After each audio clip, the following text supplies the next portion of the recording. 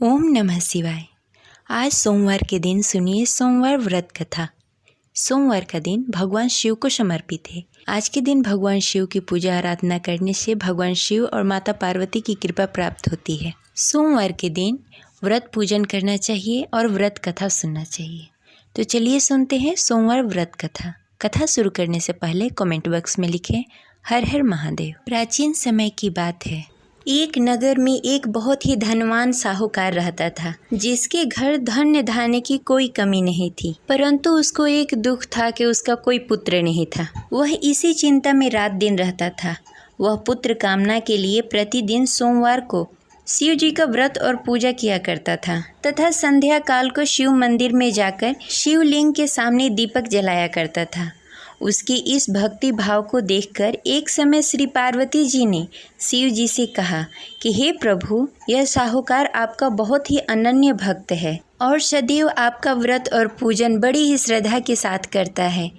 इसकी मनोकामना पूर्ण करनी चाहिए। शिव जी ने कहा, हे पार्वती, यह संसार का कर्म क्षेत्र है। जैसे किसान खेत में जैसा बीज डालता है वैसा ही फल काटता है, इसी प्रकार इस दुनिया में जो जैसा कर्म करता है वैसा ही फल पाता है। पार्वती जी ने अत्यंत आग्रह से कहा, हे प्रभु, जब वह आपका अनन्य भक्त है, उसको अगर किसी प्रकार का दुख है तो आपको अवश्य ही उसका दुख दूर करना चाहिए, क्योंकि आप सदैव अपने भक्तों पर दया करते हैं, उसके दुख को दूर करते हैं। यदि आप ऐसा नहीं करेंगे तो कोई मनुष्य आपकी सेवा और व्रत क्यों करे? पार्वती जी का ऐसा आग्रह देख शिव जी ने कहा, हे पार्वती, इसका कोई पुत्र नहीं है, इसीलिए यह सदैव दुखी रहता है।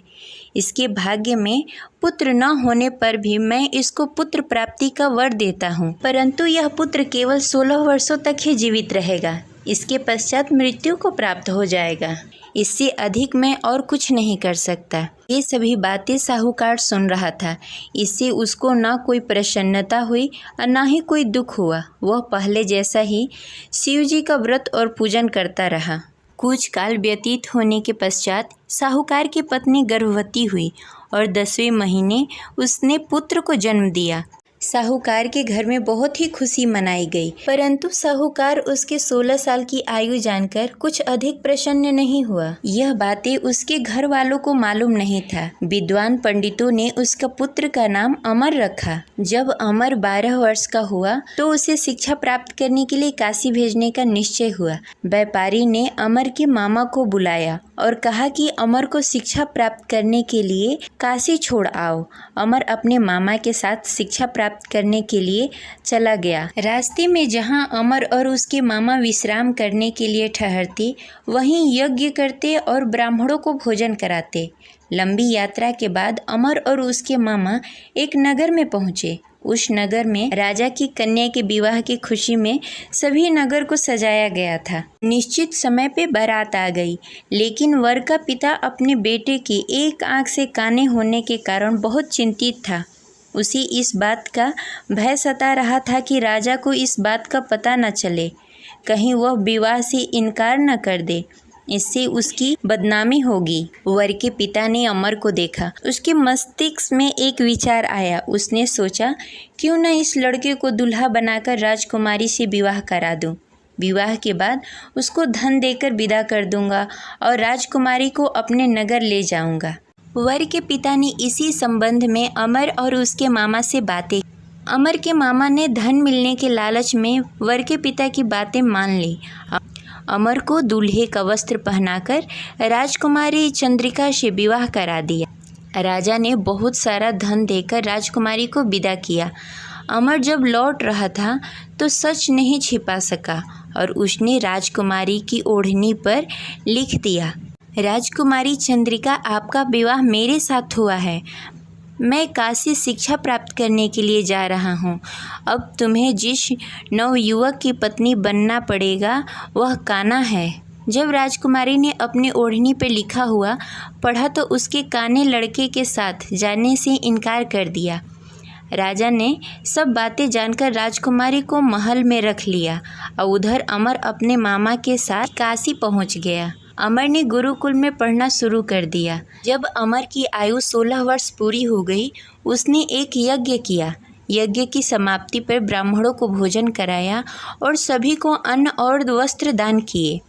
रात्रि को अमर अपने शयन कक्ष में सोने के लिए चला गया। शिव जी के वरदान के अनुसार शयन अवस्था में अमर के प्राण पखेरु उड़ गए।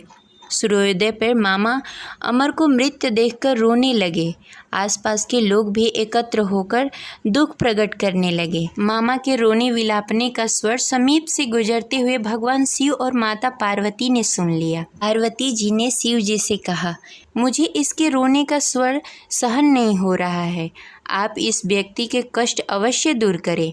भगवान शिव जी ने पार्वती जी के साथ अदृश्य रूप में समीप जाकर अमर को देखा तो पार्वती जी से बोला, हे पार्वती, यह तो वही व्यापारी का पुत्र है। मैंने इसे 16 वर्ष तक की आयु का वरदान दिया था। इसकी आयु पूरी हो गई है। पार्वती जी ने फिर भगवान शिव जी से निवेदन किया, हे प्रभु, आप इस लड़के को जीवित करें, नहीं तो इसके माता पिता पुत्र की मृत्यु के कारण रो रो कर अपने प्राण त्याग देंगे। इसके पिता तो आपके परम भक्त हैं, जो वर्षों से सोमवार का व्रत करते हुए भोग लगा रहा है। पार्वती जी के आग्रह करने पर भगवान शिव ने उस लड़के को जीवित होने का वरदान दिया और कुछ ही पल में वह जीवित होकर उठ गया। शिक्षा प्राप्त करने के बाद अमर अपने मामा के साथ अपने नगर की ओर चल दिया। दोनों चलते चलते उसी नगर पहुँचे जहाँ अमर का विवाह हुआ था। उस नगर में भी अमर ने यज्ञ का आयोजन किया। समीप से गुजरते हुए नगर के राजा ने यज्ञ का आयोजन देखा। राजा ने अमर को तुरंत पहचान लिया। यज्ञ समाप्त होने पर राजा ने अमर और उसके मामा को महल में लेकर गए और कुछ दिनों तक उन्हें महल में ही रखा। उसके पश्चात बहुत सारा धन वस्त्र देकर राजकुमारी के साथ विदा किया। रास्ते में सुरक्षा के लिए राजा ने बहुत सारे सैनिकों को भी साथ में भेजा। मामा ने नगर में पहुंचते ही एक दूत को घर पर भेजकर अपने आगमन की सूचना भेज दी। अपने बेटे अमर के जीवित वापस लौटने की सूचना से व्यापारी बहुत प्रसन्न हुआ। व्यापारी ने अपने पत्नी के साथ स्वयं को एक कमरे में बंद कर रखा था। भूखे प्यासे रहकर व्यापारी और उसकी पत्नी बेटे की प्रतीक्षा कर रहे थे। उन्होंने प्रतिज्ञा कर रखी थी कि यदि उन्हें अपना बेटा मृत्यु के मुंह से वापस लौटकर नहीं आया तो वो अपने प्राण त्याग देंगे। व्यापारी अपनी पत्नी और मित्रों के साथ नगर के द्वार पर चला गया। उसने अपने बेटे का विवाह का समाचार सुनकर पुत्रवधू राजकुमारी चंद्रिका को देखकर उसकी खुशी का ठिकाना न रहा। उसी रात भगवान शिव ने व्यापारी को स्वप्न में आकर कहा, हे श्रेष्ठ, मैं तेरे सोमवार के व्रत करने और कथा सुनने से बहुत प्रसन्न हूँ। इसी वजह से मैंने तुम्हारे पुत्र की लंबी आयु कर दी है। व्यापारी बहुत प्रसन्न हुआ। सोमवार का व्रत करने से व्यापारी के घर में खुशियाँ लौट आई।